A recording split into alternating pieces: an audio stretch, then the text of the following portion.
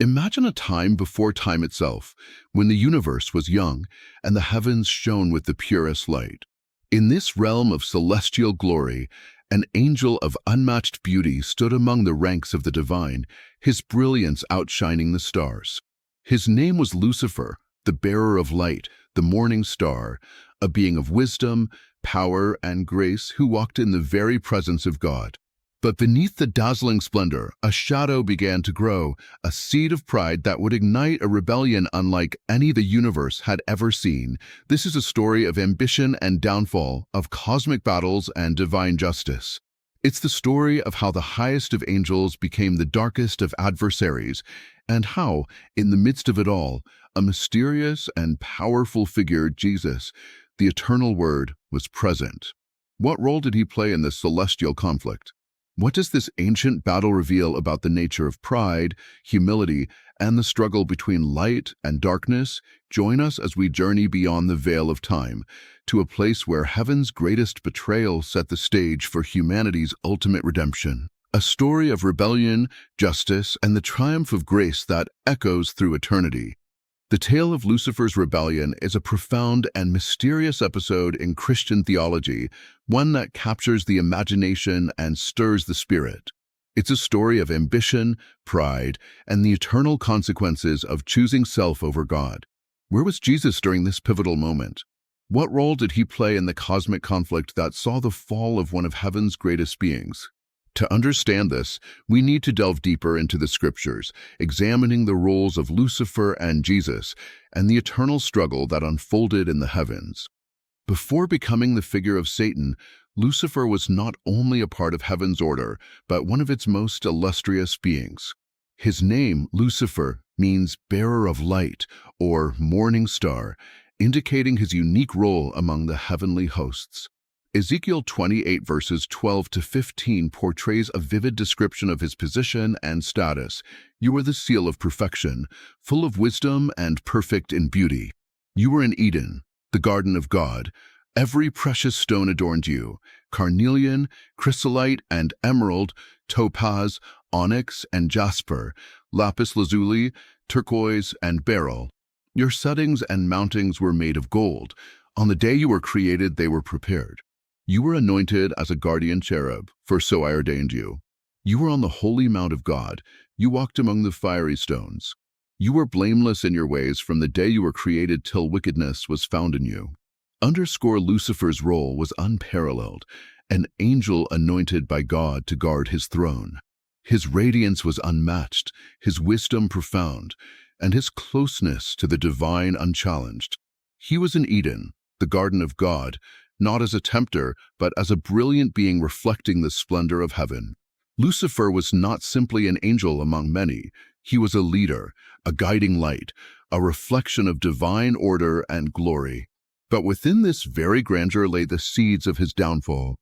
Before becoming the figure of Satan, Lucifer was not only a part of heaven's order, but one of its most illustrious beings. His name, Lucifer, means bearer of light, or morning star, indicating his unique role among the heavenly hosts. Ezekiel 28 verses 12 to 15 portrays a vivid description of his position and status. You were the seal of perfection, full of wisdom and perfect in beauty. You were in Eden, the garden of God. Every precious stone adorned you: carnelian, chrysolite and emerald, topaz, onyx and jasper, lapis lazuli, turquoise and beryl. Your settings and mountings were made of gold. On the day you were created, they were prepared. You were anointed as a guardian cherub, for so I ordained you. You were on the holy mount of God. You walked among the fiery stones. You were blameless in your ways from the day you were created till wickedness was found in you. Underscore Lucifer's role was unparalleled, an angel anointed by God to guard his throne. His radiance was unmatched, his wisdom profound, and his closeness to the divine unchallenged.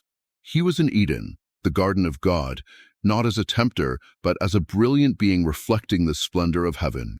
Lucifer was not simply an angel among many. He was a leader, a guiding light, a reflection of divine order and glory. But within this very grandeur lay the seeds of his downfall. The Christian understanding of Jesus is that he is the eternal Son of God, the second person of the Trinity. According to the Gospel of John, Jesus, referred to as the Word, existed before the creation of the universe. In the beginning was the Word, and the Word was with God, and the Word was God. He was with God in the beginning. Through him all things were made. Without him, nothing was made that has been made. John 1:1-3. This passage reveals the pre-existence of Jesus, indicating that he was present at the beginning of time.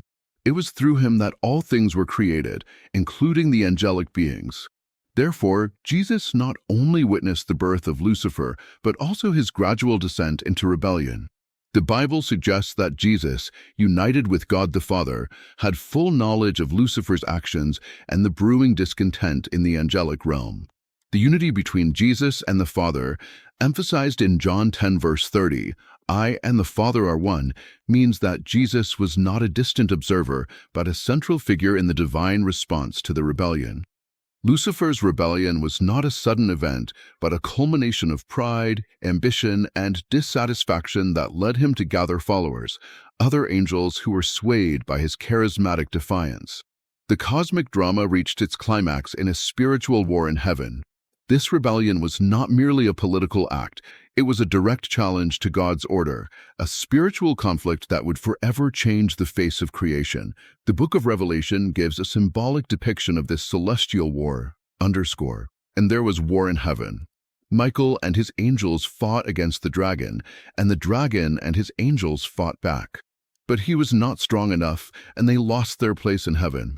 The great dragon was hurled down, that ancient serpent called the devil, or Satan, who leads the whole world astray. He was hurled to the earth, and his angels with him." Revelation 12:7-9. The leader of God's loyal angels, Michael, stood against Lucifer, now referred to as the dragon. The battle in heaven was intense, but in the end, Lucifer and his followers were cast down, expelled from the presence of God. This moment marked a cosmic turning point, a dramatic assertion of divine justice and authority. Lucifer's identity changed. He became Satan, the adversary, a name that signifies his role as the enemy of God and humanity. Though the Bible does not describe Jesus' specific actions during this heavenly war, Christian tradition holds that his authority and presence were intrinsic to the triumph over Lucifer. Jesus, as the eternal Word, is seen as the embodiment of God's creative and sustaining power. In the Christian worldview, Jesus' existence was not limited to his earthly incarnation. He was active in the heavenly realms from the beginning of creation, guiding and upholding divine order.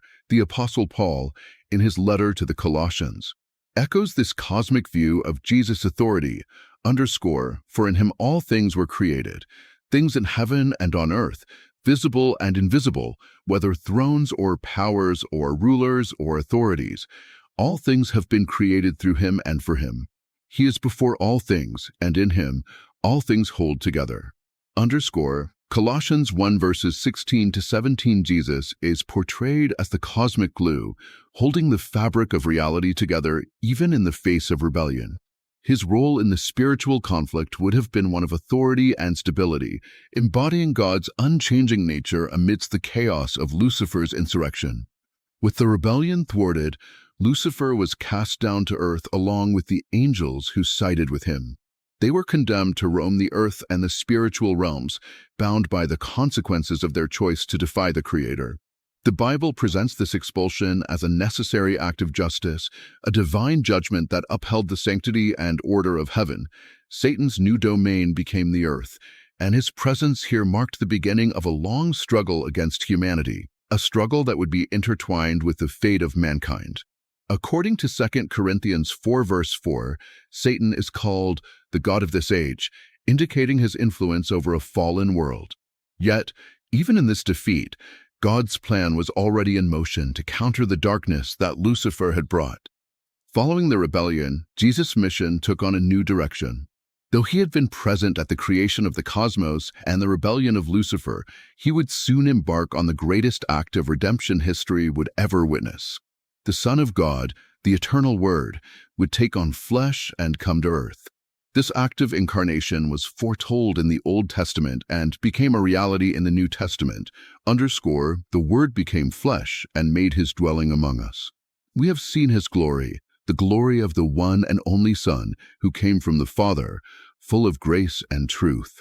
Underscore, John 1 verse 14. Jesus' incarnation was not a reactionary move, but part of God's eternal plan. He would become the Savior, not only to demonstrate God's love for humanity, but to undo the works of Satan, bringing light to a world darkened by the rebellion of Lucifer. Jesus' life, death, and resurrection became the ultimate victory over sin, darkness, and the legacy of Lucifer's defiance. One of the most striking symbols in the Bible is the use of precious stones to describe both Lucifer's original beauty and God's divine glory. In Ezekiel 28, Lucifer is described as being adorned with gemstones, symbols of his splendor and status. These stones, which adorned Lucifer, are similar to those that symbolize God's throne in Revelation 4. This parallel suggests that Lucifer, before his fall, was a reflection of God's beauty, an image-bearer of divine glory. Moreover, the stones on the breastplate of the high priest, described in the book of Exodus, mirror this symbolism. The high priest's breastplate contained 12 stones, each representing the 12 tribes of Israel, symbolizing God's covenant with his people. The connection between the stones of Lucifer, God, and the high priest signifies a continuity of divine reflection, a beauty that Lucifer once held but forsook through pride. Understanding Jesus as the eternal Word is central to the Christian interpretation of the cosmic order. The Bible repeatedly affirms Jesus' identity as the force behind all creation and the ultimate expression of God's will.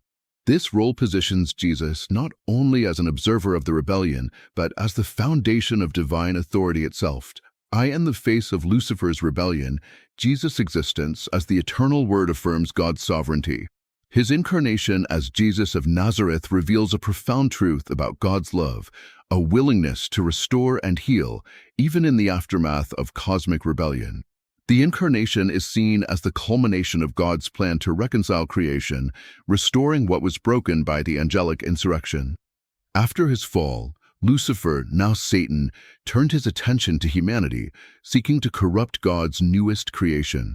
The book of Genesis recounts the story of Satan's deception in the Garden of Eden, where he tempted Adam and Eve to disobey God. This act, seen as a continuation of his rebellion, led to humanity's fall and the introduction of sin into the world. Yet, the Bible also presents Jesus as the second Adam, the one who would correct the failure of the first. In Romans 5 verses 18 to 19, Paul contrasts Adam's disobedience with Christ's obedience. Consequently, just as one trespass resulted in condemnation for all people, so also one righteous act resulted in justification and life for all people. For just as through the disobedience of the one man the many were made sinners, so also through the obedience of the one man the many will be made righteous. Jesus' role, from the beginning of creation to his incarnation, was to undo the effects of sin and rebellion, offering humanity a path back to God, a path that Lucifer, in his pride, refused to take. The narrative of Lucifer's rebellion serves as a cautionary tale, a warning about the dangers of pride and ambition. In choosing self-exaltation, Lucifer fell from the highest position to the lowest. In contrast, Jesus' path was one of humility, choosing to descend from heaven to become a servant of humanity, even unto death. Whoever exalts themselves will be humbled, and whoever humbles themselves will be exalted. Matthew 23 verse 12. Jesus' teaching emphasizes the value of humility over pride, service over self-glorification. His life is a model for believers, a call to embrace the path of humility as the way to true greatness in God's kingdom. The Bible doesn't reveal every detail about Lucifer's rebellion or Jesus' specific actions during that time. Christian theology acknowledges that the spiritual realm is vast and often mysterious, with some truths remaining hidden from human understanding. However, what is clear is the centrality of Jesus to the Christian faith as the eternal Word, the Savior, and the cornerstone of divine justice and love. His presence during the rebellion signifies his unbroken authority over creation and his commitment to bringing order out of chaos. The story of Lucifer's fall is not merely about judgment, but about the hope and promise of restoration, a theme that runs throughout the Bible and culminates in the person of Jesus Christ. Lucifer's rebellion is a story of pride, fall, and divine justice, but it's also a story that sets the stage for God's ultimate plan of redemption.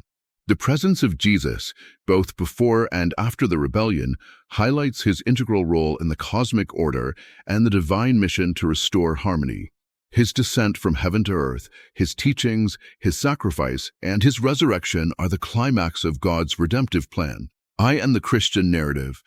The defeat of Lucifer is not just about the fall of an angel, but about the triumph of God's love and grace over all forces of rebellion. It is a victory that has implications for the entire universe, a victory that invites humanity to partake in God's eternal kingdom through faith in Jesus Christ.